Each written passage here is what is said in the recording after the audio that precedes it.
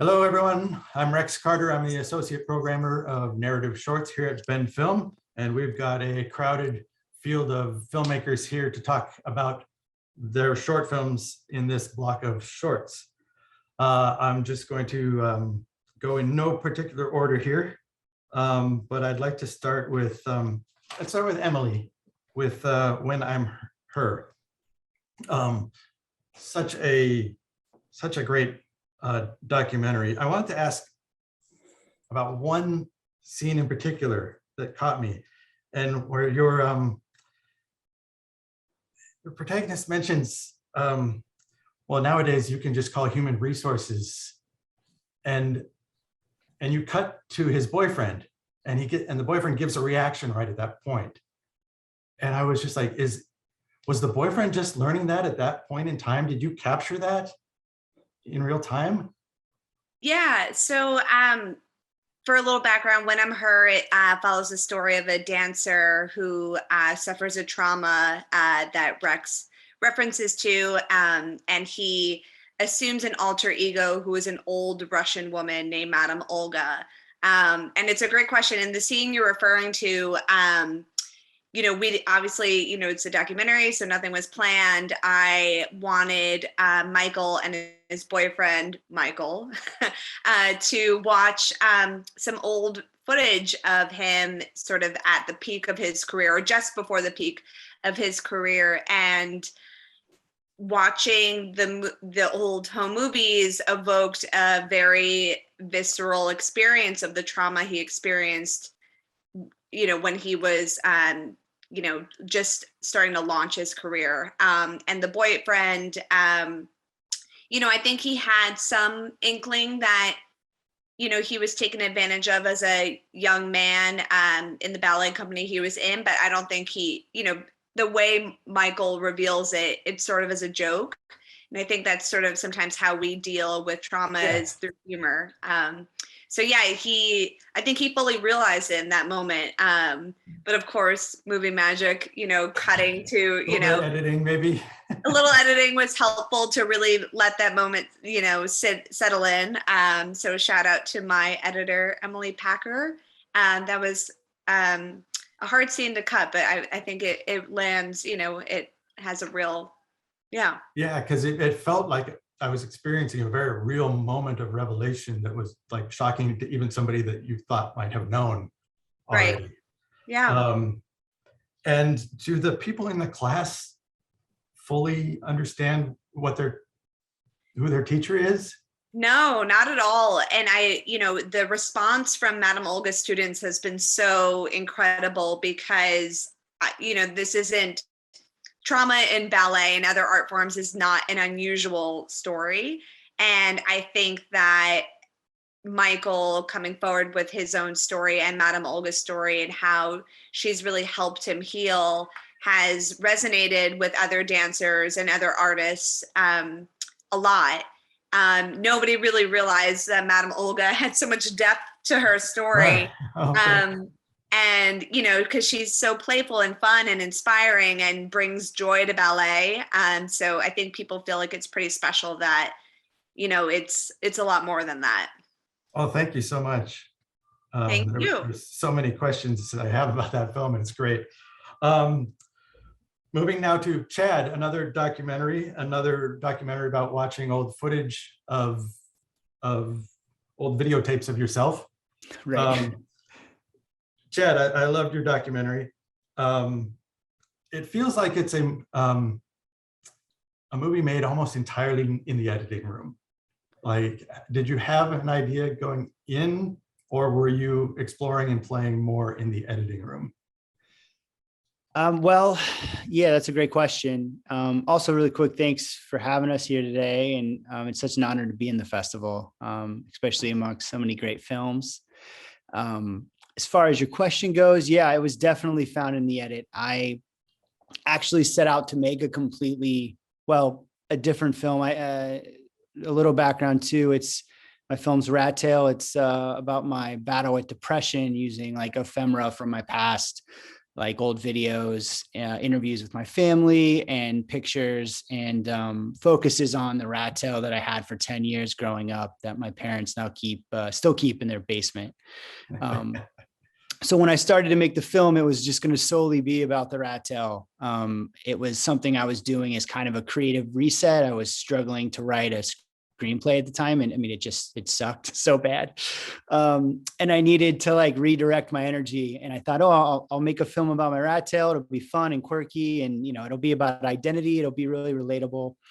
And I got into making the film, doing interviews, and suddenly it was very obvious there's a lot more going on than just this story about this silly hairstyle.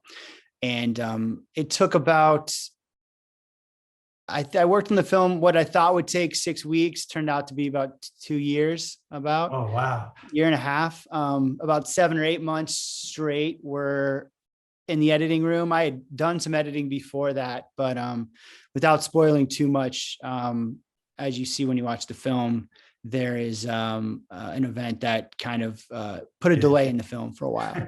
But once I was able to come back to it, yeah, it was 7 months of just editing and just like really working the footage and finding connections. And eventually, like, the film really started to kind of write itself. And I was lucky to have all that time in the editing room to find that story. And I wanted to say it felt like it was made in the editing room because it's so well edited. And I just want to say you're a fantastic editor. Thank you. It's really good. The editing, it's so nicely put together. And yeah, it's just such a great little journey.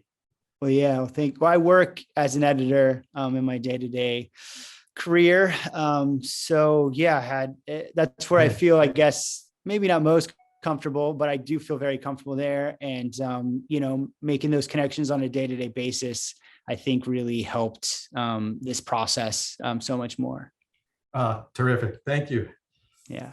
And since we've been on the documentaries, I'll stick with one more documentary next on our list before moving on to the narrative shorts.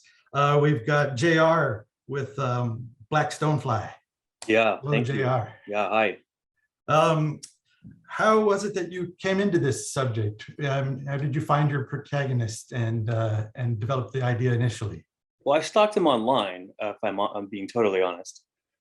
No, I'm a fly fisherman. And so on Instagram, I noticed a handle that was intriguing to me, liking a post that I was reading. And, you know, I clicked on him and was just fascinated by, you know, at least a life in pictures or a person that I was trying to, you know, sort of put together. And then, you know, kind of wasn't really about courage so much as it was just, you know, is this person fascinating enough to me to make him feel completely awkward, and me reach out and ask him, you know, yeah, can I learn more about you? Interesting. Yeah. And obviously he said yes. He was a little freaked out at first, but and that's understandable. But I think I, you know, sort of put allayed his, you know, his apprehensions just by being completely forthcoming with him. And I don't think at the time we had designed to do a documentary per se. I wanted to do something with the team that I'm working with. And whether that was content for television, reality, and I think it just sort of naturally, organically kind of evolved into a documentary that we wanted to use in a short form to kind of explore the potential of doing something longer. And geographically, were you in the same area as your subject? I know he was from the Pacific Yeah, Northwest. he's from Tacoma, and I'm from West Seattle. Oh, okay, so you were nearby. Half already. hour. Yeah. Half hour away. Well, it's beautiful footage. Thank you. I can't take credit for that, but I mean, I'll pass the kudos along. Yeah. Yes, definitely. Thank you so much. Yeah, you're welcome. Matthias. Yeah. Moving on to your film. You are the cinematographer of Yeah. Best Orchestra in the World. Yeah. Another gorgeous looking film. Um, you might not be the best person to ask this, since you're the cinematographer, not the puppeteer. But I was, you know, it's great when you can't really spot the effect sometimes. And with the puppet, you know, I kept looking for like the hole where the hand would be, and I didn't see it sometimes. And I was wondering, is there like special effects involved there in post, or how is that achieved? Yeah, actually, I'm the perfect person to ask this, because the whole concept of how we shoot the puppets, I was working on Oh, okay, all good. the time, and there's shots in there which wouldn't have been possible except for me having a big box of Lego Technic bricks, and I was building little animatronic hands which could walk through the room without anyone helping, basically. Oh. So it's the goal. I'm usually an editor and cinematographer, but I have worked a lot in visual effects here in Austria. So this is usually a lot about retouching and, you know, little effects, not big 3D animations, but also most of the time completely invisible effects. So the goal was to not have to do too much visual effects. Okay. So in the end, we only have 2 shots which were shot in front of the green screen, and everything else was shot in location, and the effect was done in camera, but a lot of things was combined with clean plates. So we usually shot the shots in camera, and then we shot clean plates and shadow plates. So we could easily, with very little work afterwards, we could already, you know, prepare the shots so that you wouldn't see how we did it. Because it looks So- in camera, and that's what the impressive part about it. Yeah, most of it is in camera. Yeah. Is like, I knew there was visual effects being done, but it also felt very in camera, and I couldn't quite tell. So it's not always a human hand. Then you've got some sort of It's animatronic. not always a human hand. Yes, exactly. Sometimes, but not always. Yeah. Well, it's fabulous because it feels like a real character. The emotive quality of the performance. That was basically the main reason we wanted to do as much as we could in camera, because, you know, the film is getting made in editing in the end. And in the editing, if you have like high visual effects shots, it's really complicated to feel what you're actually looking at. Yeah. So having basically already 90% of the shot there, and you just, you know, in editing, you just put a little clean plate over the puppeteer, you know, just very roughly. That's enough to completely forget the puppeteer and to really see what is the puppet doing, and am I involved? Am I, feeling with it or feeling with him? So that was the main reason to do everything in camera as much as possible, so that they actually could immediately go to the edit and edit it, and you would see immediately how it feels. And then the only thing which was like, basically every shot was in post, because you have the eye animations still. Yes. But that's you know, this is a little effect. You could do that while editing. You know, the editor could do a little bit, and then the visual effects department, completed that. But in the end, most of it was like, in the editing phase, people couldn't tell already how it was done. It's very successfully done, and at such a high level. Very, very, very nice film. Thank you. Moving on to On the Couch with My Depression. Hello. I'm going to screw up the name again already. Angharad? Angharad. Angharad, sorry. It's absolutely fine. You're not alone. Hi, where are you joining us from? New Zealand. New Zealand. Yeah, right at the bottom of the world. Is it middle of the night there? No, it's morning, which is Very actually early morning. good for Early me. morning. Well, thanks for joining us. No worries. Good. So I saw in the credits that the film starts with the inception of the film probably came from a poem that you were. So is it when you read the poem, were you instantly thinking of the visuals that you came in mind, or how was it that you developed the visual accompaniment to the poetry? Yeah. So long story short, Paula Harris, who's the author of the poem, contacted me via a Facebook page. She'd seen, or she'd heard of a previous film that I'd made in conjunction with mental health, which is obviously what this is about. And she sent me a couple of poems, and yeah, I read on the couch and was sort of blown away by it. It was beautiful. And I wouldn't say I instantly thought of all the visuals that you see in the finished product, but definitely got that sort of sense from when I initially read it.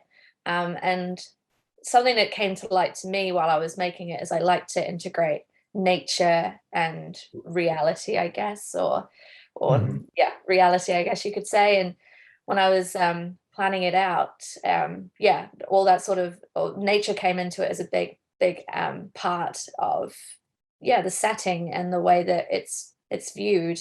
So I think that sort of comes into what I really want to do with my films, whether they're short films or visual poems or whatnot, is that I want to break the social stigma around mental health and make it seem very natural and normal, because everyone on some level deals with mental health issues and illness. So I didn't realize it till I made this short film, but apparently it's something I do quite often. But I'm really happy with the way it looks, and it was probably the most adventurous thing I've ever done in my career so far. And I'm really proud of it. It's a little short film on a micro budget that I filmed pretty much in my backyard, and it's gone all over the world so far, and I'm just it's very successful, because the repetitive portion of the poem and some of the repetitive editing techniques, it put me in that frame of mind of that toothbrush and shoe sequence. Definitely was the part that really hit home to me of it just made me feel heavy. And I really I'm the director, I'm going to say I really like how she keeps changing the toothbrush and the shoe all the time. I think it's just that extra sort of aspect of she's indecisive, she's overthinking, she's trying to make it perfect, and unfortunately she doesn't even get off the couch in the end. So awesome. A very successful poetic look at that feeling of depression, and thank you. it really I could just feel it as I was watching it. So thank you so much. No worries. I'm happy to be here. Thank you. And lastly on our list, we have the film Nudity. Hello, Joachim. Hey, everyone.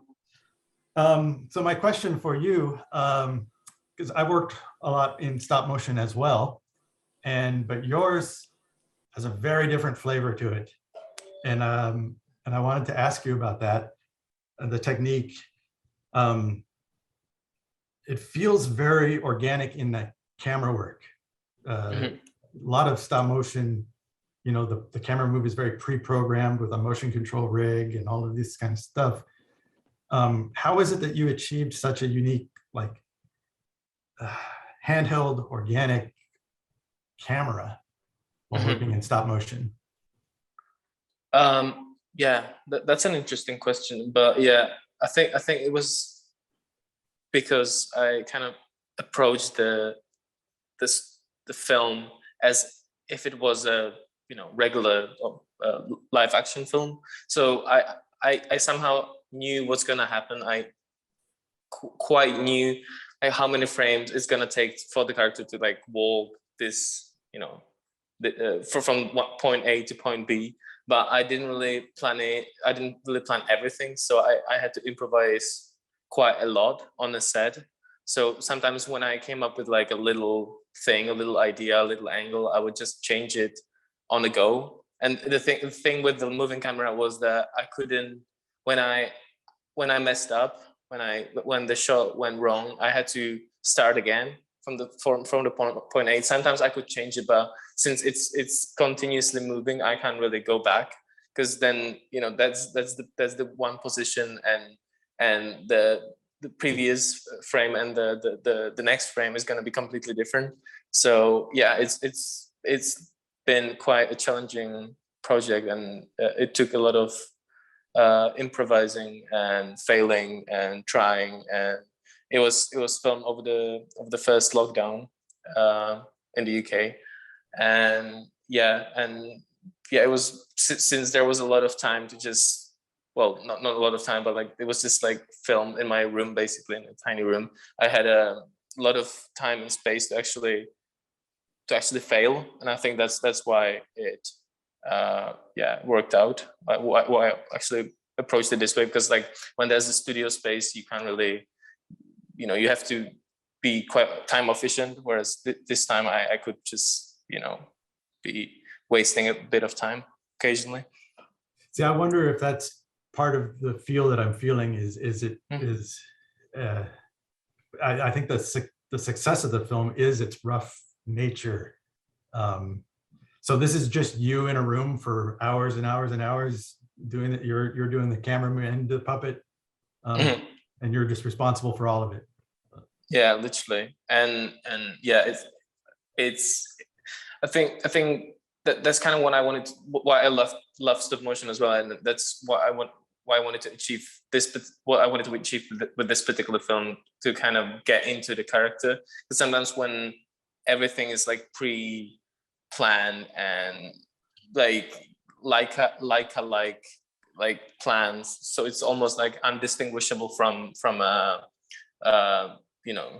CGI movie, which is amazing. It's absolutely incredible. I admire that, but it kind of lacks some sort of organic feel to it. So yeah, it was literally just me being absolutely insane in one room and just moving with things all the time, with the light, with the camera, with the puppet, and trying to achieve, to tell the story.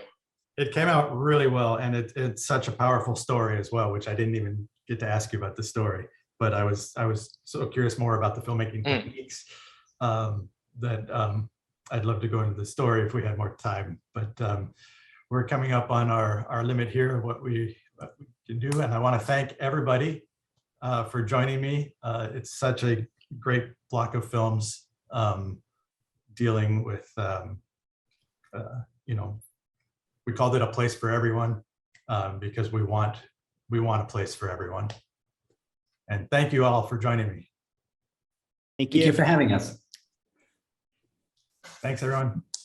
Thank you. Thank you.